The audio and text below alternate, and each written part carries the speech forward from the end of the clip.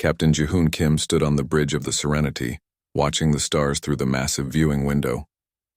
The colony ship carried 10 million people, all sleeping peacefully in their cryopods. They were heading to New Terra, a planet that would become humanity's newest home.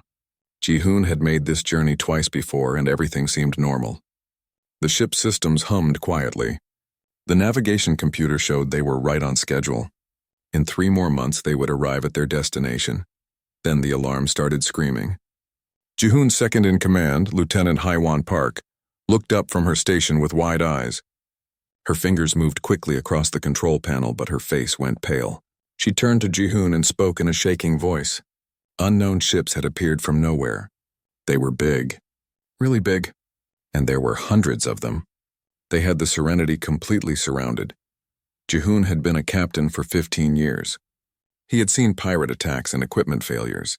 He had guided ships through asteroid fields and solar storms, but he had never seen anything like this. The alien vessels looked like massive insects made of dark metal. Strange lights pulsed along their surfaces. They moved in perfect formation, closing in on the Serenity like predators surrounding prey. He tried to make contact. The communication system crackled to life and a face appeared on the screen. It was not human. The alien had 4 eyes that glowed red. Its skin looked like rough stone. When it spoke, the translation software struggled to keep up. The creature called itself Warlord Thaxval of the Vrakan Empire. Its voice sounded like rocks grinding together. Thaxval explained why they were there. The Vrakan had been watching humans for years. They saw Earth ships spreading across space, claiming new worlds. The Vrakan did not like this. They believed humans were weak creatures who had no right to expand their territory. Today, they would teach humanity a lesson. Today, they would show the entire galaxy what happened to species who did not know their place. Ji-hoon felt his blood turn cold. He looked at the 10 million sleeping people in his ship, families, children, scientists, and farmers and teachers, all dreaming of their new home. He opened a communication channel and tried to reason with the warlord. He explained that the Serenity was not a military vessel. It had no weapons. These were innocent civilians. Surely there could be some kind of agreement. Thaxval laughed. The sound made everyone on the bridge flinch. The warlord said that was exactly the point. Killing soldiers taught nothing. But killing innocent people, that sent a real message. The Vrakan wanted every species in the galaxy to see human weakness. They wanted everyone to know that humans could not protect their own people. Then Thaxval said something that made Ji-hoon's heart stop. The attack would be broadcast. Every planet in the galaxy with communication technology would receive the signal. Billions of beings across thousands of worlds would watch the Serenity die. They would watch 10 million humans being slaughtered. And they would learn that humanity was finished. Ji-hoon slammed his fist on the emergency wake-up button. Throughout the ship, cryopods started opening.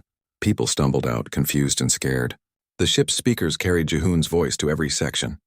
He told them the truth. There was no point in lying now. Enemy ships surrounded them. An attack was coming. He told them to get to the emergency shelters. He told them to protect the children. He told them he was sorry. The first plasma beam hit the engine section. The entire ship shook like a leaf in a storm. Alarms blared from every corner. Hewan tried to activate the shields, but the Serenity was a colony ship, not a warship. Its shields could maybe stop a small meteor. Against Vrakan weapons, they were like paper against fire. More beams struck the ship. Each hit killed hundreds of people instantly. The hull started breaking apart. Air rushed out into space. People who couldn't reach shelters in time were sucked into the void. Their screams filled the communication channels. Ji-hoon heard all of it. Every scream. Every plea for help. Every parent calling for their child. He ran from the bridge. His crew shouted after him, but he ignored them. Ji-hoon ran through corridors filled with smoke and fire. He ran past damaged sections where the walls glowed red hot. He ran toward the recreation dome, where he knew hundreds of children had been playing when the attack started.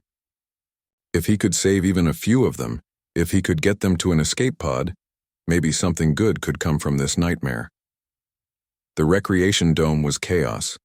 Teachers and parents tried to calm crying children. Some kids didn't understand what was happening. Others understood too well. Ji-hoon helped them organize. They got the youngest children into the center. The adults formed a protective circle around them. It wouldn't stop plasma weapons, but it was all they could do. Through the dome's transparent ceiling, Jihoon could see the Vrakan ships. They moved slowly now, taking their time. They were enjoying this, making sure every camera got good footage, making sure the whole galaxy got a clear view of human suffering. A little girl tugged on Jihoon's sleeve. She was maybe 6 years old. She asked him if they were going to die. Jihoon knelt down and looked into her eyes. He wanted to lie. He wanted to tell her everything would be okay. But he couldn't. Instead, he hugged her tight and told her she was very brave. He told her that people on Earth would remember her. They would remember all of them. The final plasma beam came through the dome ceiling. Jihoon saw it coming. A bright green light that seemed to move in slow motion. He closed his eyes and thought about his home in Seoul. He thought about the mountains he used to hike as a young man. He thought about his daughter, safe on Earth, who would grow up without him. On Earth, in the United Earth Command headquarters, Admiral Minho Park sat in the communication center. They had received Thaxavol's broadcast announcement 30 minutes ago. Every screen in the room now showed the Serenity. Minho watched as the Vrakan weapons tore through the colony ship section by section. He watched people dying in the vacuum of space. He watched the recreation dome, where his daughter Sora worked as a teacher. He watched the green light consume everything. Around Minho, officers and analysts sat in shocked silence. Some were crying. Others just stared at the screens with blank expressions. No one seemed able to move or speak. They watched as the Serenity broke into pieces. They watched as 10 million life signs on their monitors went dark, one by one, until none remained. The broadcast continued even after the ship was destroyed. Thaxavol appeared on screen again. The warlord raised its arms in triumph. It declared that the human expansion was over. The Vrakan Empire had spoken. Any human ship found outside Earth's solar system would meet the same fate. Humanity's time among the stars had ended before it truly began. Finally, someone moved. Minho stood up slowly. His hands were shaking, but his face showed no emotion. He walked to the main console and pressed a button. Red light started flashing throughout the entire command center. Everyone looked up. They knew what those lights meant. Minho's voice was quiet when he spoke, but everyone heard him clearly. He said just 2 words. 2 words that would change everything. Protocol Nightfall. Ambassador Somin Lee received her orders at 3 in the morning. She had been Earth's representative to the Galactic Council for 8 years. She had negotiated trade agreements and cultural exchanges. She had built friendships with dozens of alien species. Now a simple message on her tablet told her to pack everything and come home immediately. No explanation. No discussion. Just come home. All across the galaxy, other human ambassadors got the same message. Within 48 hours, every human diplomat left their posting. Every cultural center closed. Every trade office shut down. Alien species tried to contact them, to offer sympathy for the Serenity massacre, but humans did not answer. The communication channels went silent. The Galactic Council held an emergency meeting. Representatives from 300 species gathered in the massive assembly hall. They expected Earth to demand justice. They expected calls for the Vrakan Empire to face consequences. Some species had already prepared speeches supporting humanity. Others worried about getting involved in what might become a war. But Earth sent no one. The human seat sat empty. Ambassador Somin had left without even saying goodbye to her colleagues. The Council sent official messages to Earth requesting a response. The messages went unanswered. They tried emergency channels, nothing. It was as if humanity had simply decided to stop talking to the rest of the galaxy. On the Vrakan homeworld, Warlord Thaxval celebrated. The broadcast had reached every corner of known space. Billions of beings had watched the Serenity's destruction. The warlord threw a massive feast. Vrakan soldiers drank and boasted about their empire's power. They had crushed the humans without losing a single ship. It had been perfect. Thaxaval addressed the Vrakan High Command. The warlord explained that Earth's silence proved their plan had worked. Humans were scared. They were broken. Soon the Vrakan would move into human territory. They would claim Earth's colonies. Maybe they would even attack Earth itself. After all, what could humans do? They had shown their weakness for everyone to see. Across the galaxy, other species watched and waited. Many felt sorry for humanity. Some sent private messages of support, though they received no replies. A few species saw opportunity. If humans were really finished, their colonies and resources would be available. Old rivals began making quiet plans to expand into human space. Journalist Hyun Choi worked for the largest independent news network in the galaxy. He had covered hundreds of stories across dozens of worlds. The Serenity Massacre was the biggest story in decades, and Hyun wanted to understand what would happen next. He started collecting information. He interviewed aliens who had known humans. He researched Earth's history and capabilities. What Hyun found confused him. Earth had been expanding peacefully for 50 years.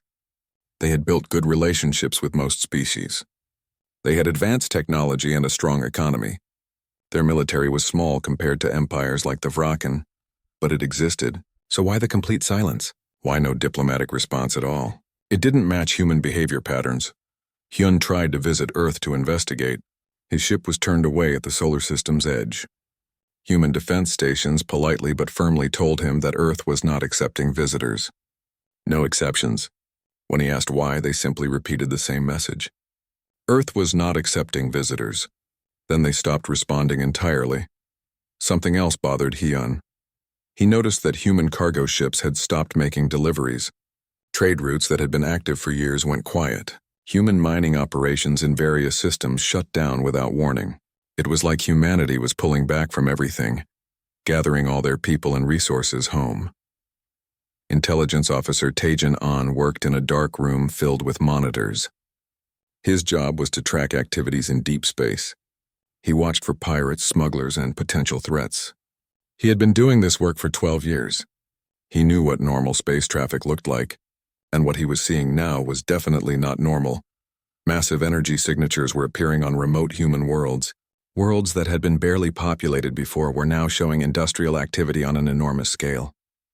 Taejin's sensors detected huge amounts of raw materials being moved. Metal, radioactive isotopes, rare elements, all flowing toward specific locations. He reported his findings to his Thalaxian supervisor. The Thalaxians were a peaceful species who valued knowledge and observation. They had employed Taejin because he was good at his job, not because of his species. His supervisor studied the data and frowned. She asked Taejin what he thought it meant. Taejin chose his words carefully. The energy signatures matched industrial manufacturing patterns. Big industrial manufacturing, the kind you would use to build ships or weapons. A lot of ships or weapons. His supervisor asked if he thought humans were preparing for war. Taejin looked at the data again. He said it looked more like they were preparing for extinction-level retaliation. The supervisor laughed nervously. She said that was impossible. Humans were known for being reasonable. They preferred negotiation to violence. They had always been peaceful. Taejin nodded but said nothing. He had read human history. He knew about their wars. He knew what they were capable of when pushed too far. But he kept those thoughts to himself. On Earth, General Daeho Shin stood in a command center buried 3 miles underground. The room was massive, filled with hundreds of officers and analysts. Every screen showed different data. Ship construction progress, weapon testing results, resource allocation charts, training schedules. Daeho had been a soldier his entire adult life. He had never seen anything like this. Every military vessel in human space had been recalled. Every reserve officer had been activated. Every defense contractor was working 24 hours a day. The entire human economy had shifted to war production. Civilian factories were being converted to make weapons. Commercial shipyards were building warships. Even schools had been reorganized to support the effort. But this was not normal war preparation. Daeho had seen that before. This was something different. The weapons being built were not designed to win battles. They were designed to erase civilizations, planet-killer missiles, biological weapons that could sterilize entire worlds, swarms of self-replicating hunter drones, relativistic kinetic weapons that could crack a planet's crust. A young officer approached Daeho. She looked tired and scared. She asked if they were really going to use these weapons. Daeho looked at her for a long moment. He thought about the 10 million people on the Serenity. He thought about Jaehoon Kim dying while protecting children. He thought about the Vraken warlord laughing while broadcasting the massacre. Then he answered, yes, they were going to use every single weapon they built. And when they were done, the Vraken Empire would not exist anymore. The officer nodded slowly. She returned to her station without another word. Around the command center, other officers had heard the conversation. No one said anything. They just went back to their work. There was a lot to do, and time was running out, not for Earth. Time was running out for the Vraken. They just didn't know it yet. Dr. Yunahong had not slept properly in 6 months. The research facility where she worked was deep underground, in a location so secret that even she did not know exactly where it was. She had been transported there blindfolded. Now she lived in a small room near her laboratory, working 18 hours a day, every day. She did not mind. She had a job to do. Yuna was a weapons engineer. Before the Serenity massacre, she had worked on defensive systems, shields and armor, ways to protect ships from accidents and small threats. That work seemed innocent and almost boring compared to what she was doing now. Now she was designing weapons that could kill planets. The first weapon she perfected was called the Cascade Missile. It burrowed into a planet's crust and detonated at the boundary between the mantle and the core. The explosion triggered a chain reaction that caused the planet's tectonic plates to shatter. Volcanoes would erupt across the entire surface. The atmosphere would fill with ash. Within days, the planet would become uninhabitable. Within weeks, it would be dead. Her team built 3,000 Cascade missiles. They tested one on an uninhabited planet in a remote system. The test worked perfectly. Too perfectly. Yuna watched the planet die on her monitors. She watched the surface crack and burn. Part of her felt sick. But another part, the part that remembered the Serenity broadcast, felt nothing but grim satisfaction. The second weapon was different. Yuna called it the Hunter Swarm. Millions of tiny drones, each one barely larger than an insect. They had simple programming. Find enemy ships. Attach to hull. Burrow inside. Destroy power systems. The drones could reproduce using materials they found on enemy vessels. One swarm could become 10 swarms. 10 could become 100. A young scientist on her team asked a question. He wanted to know if they were sure about these weapons. He said they seemed too powerful. Too destructive. What if they made a mistake? Yuna looked at him and asked if he had watched the Serenity broadcast. The young man nodded. She asked if he remembered the children in the recreation dome. He nodded again, looking down. Yuna told him there would be no mistakes. They would aim these weapons very carefully, and when they fired, they would not miss. Across Earth, other facilities were working on other projects. Commander Jiwan Han ran a pilot training center in what used to be the Australian outback. She had been training fighter pilots for 15 years. She knew every technique and tactic. But the training program she was running now was completely different from anything she had done before. Jiwan was not teaching pilots to win dogfights or protect convoys. She was teaching them psychological warfare, how to break enemy morale, how to make opponents so afraid they couldn't function, how to turn a battle into a terror campaign. Some of her students were uncomfortable with this training. They had joined the military to protect people, not to terrorize them. She gathered all her students in a large auditorium. She showed them the Serenity broadcast. All of it. Every minute. She made them watch as 10 million people died. She made them watch Thaxival laughing. When it was over, the auditorium was silent. Then Jiwan spoke. She told them that the Vraken had chosen to broadcast that massacre. They had wanted the galaxy to see it, so humanity would show them something in return. The galaxy would see what happened when you pushed humans too far. After that, the students stopped complaining. They trained harder than ever. They learned every tactic Jiwan taught them. They practiced until they could execute complex maneuvers in their sleep.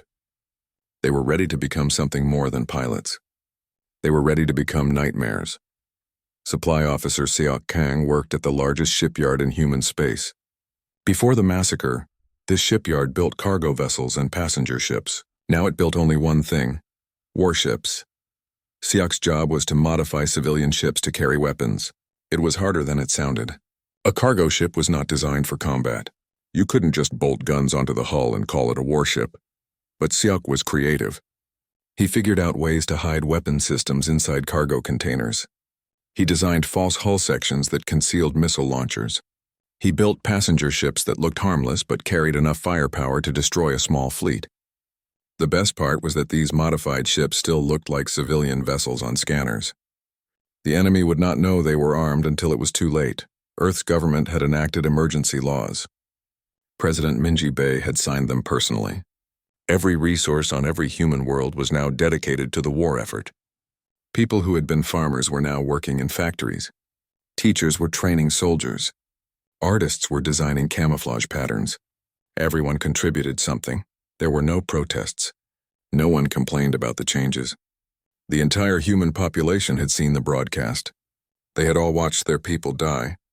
They all understood what needed to happen next. Unity came easily when you had a common enemy, and humanity had never been more united. Reconnaissance specialist Hana Ryu sat in a small ship at the edge of Vrakan space. Her ship was designed to be invisible. It had stealth systems that made it nearly impossible to detect. She had been watching Vrakan activities for 5 months. She knew where every military base was located. She knew where they kept their weapons. She knew where their leaders lived. Hana was not alone. Hundreds of other scouts were positioned throughout Vrakan territory. They all had the same mission: map everything. Find every target. Miss nothing. The information they gathered was sent back to Earth through secure channels. Military analysts studied every detail. They built computer models of Vrakan defenses. They identified weaknesses and calculated optimal attack vectors. One day, Hana intercepted a Vrakan military communication. They were planning to attack another human colony, a small settlement on the edge of human space. Only 50,000 people lived there. The Vrakan thought it would be easy. Another massacre to broadcast. Another way to prove human weakness. Hana sent an urgent message to Earth Command. She included everything she had learned about the planned attack.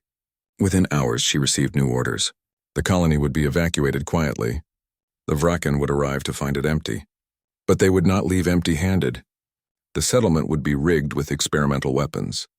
When the Vrakan entered, thinking they had won, Earth would test some of its new technology on them. Back on Earth, Admiral Minho Park reviewed the final preparations. 6 months had passed since the Serenity died. 6 months of building and planning and preparing.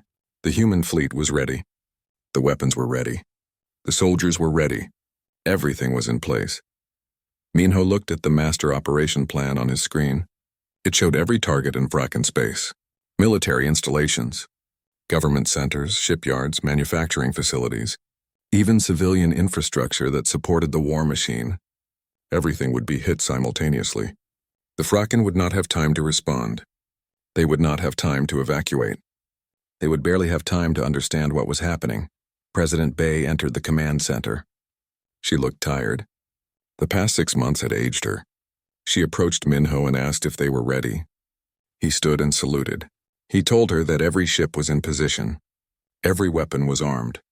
Every soldier knew their mission. They were waiting for her order. Bay looked around the command center. She saw officers and analysts who had worked without rest for half a year. She saw the determination on their faces.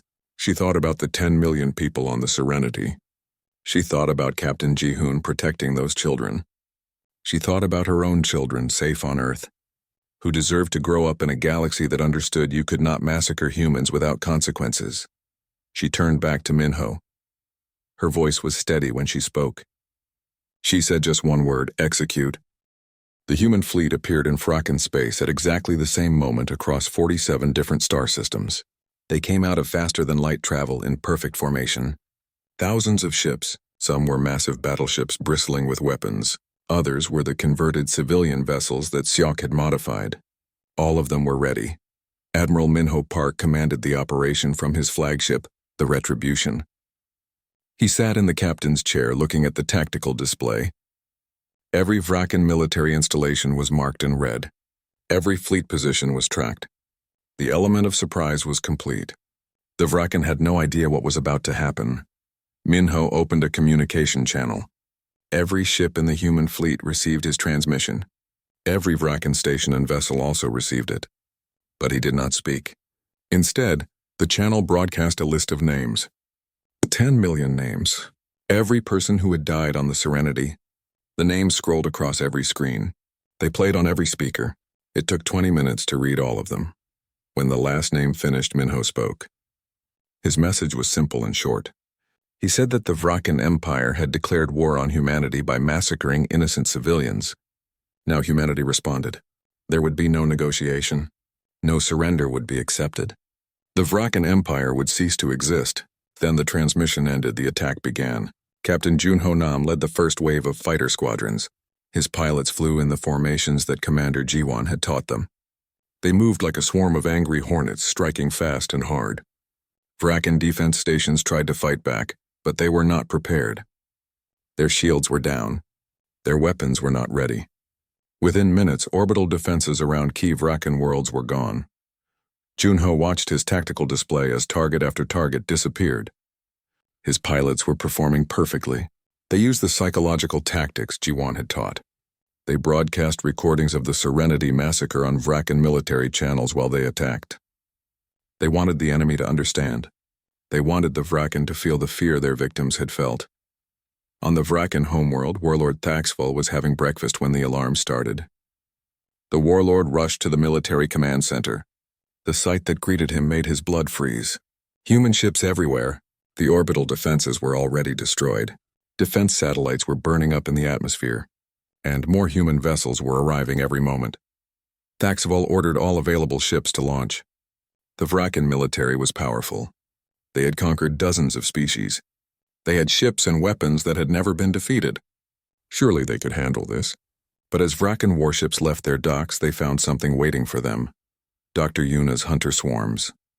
The tiny drones attached themselves to Vrakan hulls by the millions. They burrowed through armor that was supposed to be impenetrable. They reached power systems and weapons controls. They reproduced using materials from the ships they were destroying. Within an hour, half of the Vrakan fleet was disabled. The ships drifted helplessly as their systems failed one by one. Specialist Sunho Yoon piloted one of the Cascade missiles. He was a volunteer. He knew this was a one-way mission. The missile was large enough to require a pilot to guide it through defensive fire. Sunho did not mind. His brother had been on the Serenity. He had been a teacher in the recreation dome. Sunho had watched him die on the broadcast. His target was the Vrakan homeworld. The missile accelerated through space, dodging defensive fire. Sunho's hands were steady on the controls. He thought about his brother. He thought about the children his brother had tried to protect. He thought about how the Vrakan had laughed while broadcasting their deaths. The missile penetrated the planet's crust exactly where it was supposed to. Sunho had time for one last thought before the detonation. He hoped his brother would be proud. Then everything went white. The explosion triggered the chain reaction Dr. Yuna had designed. The planet's tectonic plates began to shatter. Volcanoes erupted across the entire surface. The Vrakan homeworld started to die. Commander Jiwon Han led a special strike force against Thaxvol's command center. Her ships broadcast the Serenity massacre on every frequency as they approached. She wanted the warlord to watch it again. She wanted Thaxvol to remember what had been done. Her weapons were locked on target. She sent one final transmission to the command center. She told Thaxvol that humanity had received the warlord's message. The message about human weakness. The message about how humans did not deserve to expand into space. Now humanity had a message in return. The strong did not massacre civilians and broadcast it for entertainment. Monsters did that. And monsters needed to be destroyed. Then she fired. Thaxvol's command center exploded in a ball of plasma. The warlord died instantly, along with the entire Vrakan High Command. Their last moments were spent watching the Serenity broadcast playing on their own screens. G1 watched the explosion and felt nothing. No satisfaction, no joy. Just a grim sense that justice had been served. Across Vrakan space, similar scenes played out. Human forces struck every target simultaneously. Military bases were reduced to rubble. Shipyards were destroyed. Government buildings were leveled. The Vrakan tried to mount a defense, but they were overwhelmed. They had never faced an enemy that fought with such focused intensity. They had never encountered an opponent that sought not victory but total annihilation. Some Vrakan commanders tried to surrender. They broadcast messages asking for mercy. They promised to face trial for their crimes. They begged for their civilian populations to be spared. The human fleet did not respond. The orders were clear. The Vrakan Empire would cease to exist. Not just the military, not just the government. The entire infrastructure that had supported and enabled the massacre. Civilian casualties were inevitable. When you destroyed a planet's industrial capacity, civilians working in those facilities died. When you shattered a world's tectonic plates, everyone on that world perished. The human forces did not target civilians specifically. But they did not avoid them either. The mission was to erase the Vrakan Empire. Everything else was secondary. Admiral Minho watched the operation unfold from the Retribution. Every target was being hit. Every objective was being met. The Vrakan Empire was being systematically destroyed. It had taken 6 months to prepare for this. It took only 48 hours to execute it. On the second day, Minho received reports that all primary targets had been neutralized. The Vrakan military no longer existed. Their government was gone. Their industrial capacity was destroyed. Their homeworld and major colonies were dying. Some outlying settlements remained, but they were isolated and powerless. The Vrakan Empire, which had ruled this region of space for centuries, was finished. Minho gave the order to withdraw. The human fleet began leaving Vrakan space as quickly as they had arrived. They left behind only destruction and silence. No occupation forces, no reconstruction aid, no communication. The galaxy would find the ruins and draw their own conclusions. As his ship entered faster-than-light travel, Minho thought about his daughter Sora. She had died protecting children on the Serenity. She had been brave until the end. He hoped she would have approved of what they had done. He hoped she would understand that some actions demanded absolute consequences. He hoped she was at peace now, knowing that her death had been answered. The galaxy discovered what happened to the Vrakan slowly. Ships passing through what had been Vrakan territory found debris fields where military bases used to be. They found planets with shattered surfaces and dead atmospheres. They found destroyed shipyards and empty cities. They found silence where a powerful empire had once thrived. Journalist Hyun Choi was one of the first outsiders to visit the ruins. His news organization sent him to investigate reports of massive destruction in Vrakan space. What he found shocked him. The Vrakan homeworld was a smoking ruin. Its surface was covered in lava flows. The atmosphere was thick with ash. His ship's sensors detected no life signs.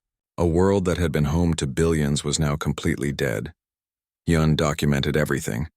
He visited system after system, finding the same scene repeated. Destroyed military installations, ruined government centers, dead industrial complexes. The Vrakan Empire had been systematically erased. He found evidence of the weapons that had been used.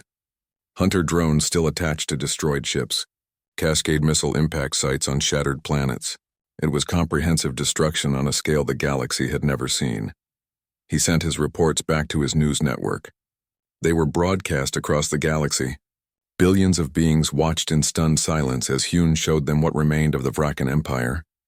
The same species that had broadcast the Serenity massacre 6 months ago no longer existed. Their military was gone. Their government was gone. Their homeworld was gone. Everything was gone. The Galactic Council called an emergency session. The massive assembly hall was packed with representatives from hundreds of species. Everyone wanted to understand what had happened. Everyone wanted to know what it meant. The human seat, which had been empty for 6 months, was suddenly occupied again. Ambassador Soman Lee walked to the speaker's platform. The entire hall went silent. Every eye was on her. She looked calm and composed, as if she had not just returned from a species that had erased an empire. She began to speak in a clear, steady voice. Soman explained that Earth had responded to an act of war. The Vrakan Empire had massacred 10 million human civilians and broadcast it across the galaxy. They had declared their intention to prevent human expansion through violence. Earth had taken them at their word.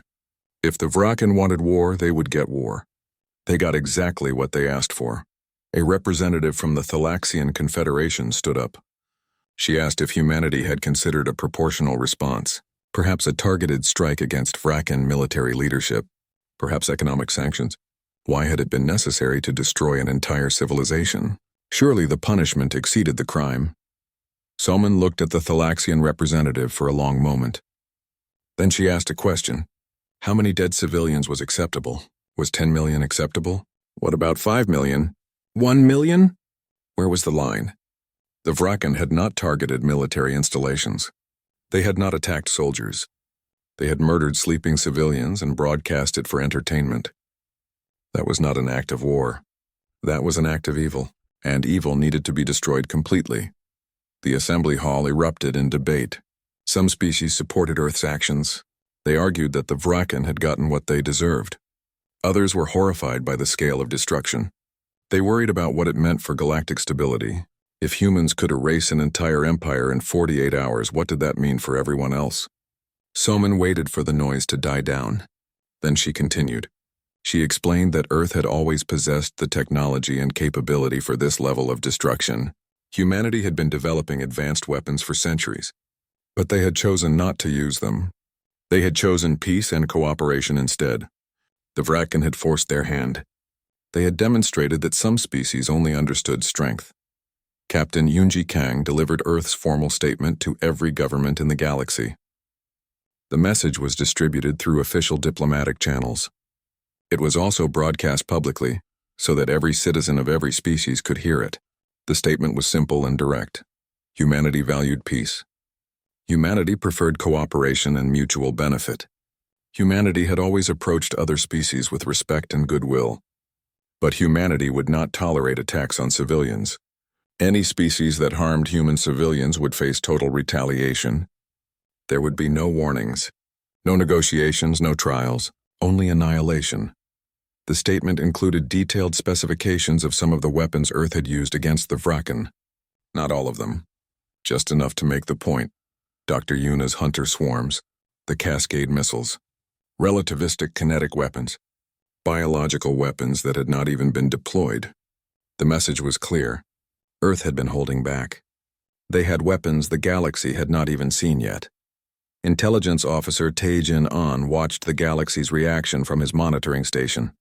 He saw panic in some quarters, military buildups in others. Some species began reaching out to Earth with offers of friendship and alliance. Others withdrew completely, wanting nothing to do with humans. The galactic balance of power had shifted dramatically. Dr. Yuna Hong stood in her laboratory, looking at the weapons that had not been used. She had designed things far worse than the Cascade missiles, weapons that could sterilize entire star systems, devices that could make suns go supernova. She had built them all during those 6 months of preparation. But they had not been necessary. The Vraken Empire had fallen with only a fraction of Earth's arsenal. A young scientist approached her, the same one who had questioned the weapons 6 months ago. He asked what would happen to these unused weapons. Would they be destroyed? Yuna shook her head. They would be stored, maintained, kept ready, because the galaxy had learned something about humanity.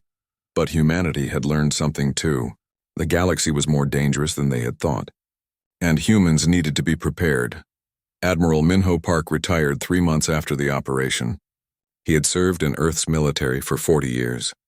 He had dedicated his life to protecting humanity. But he was tired now.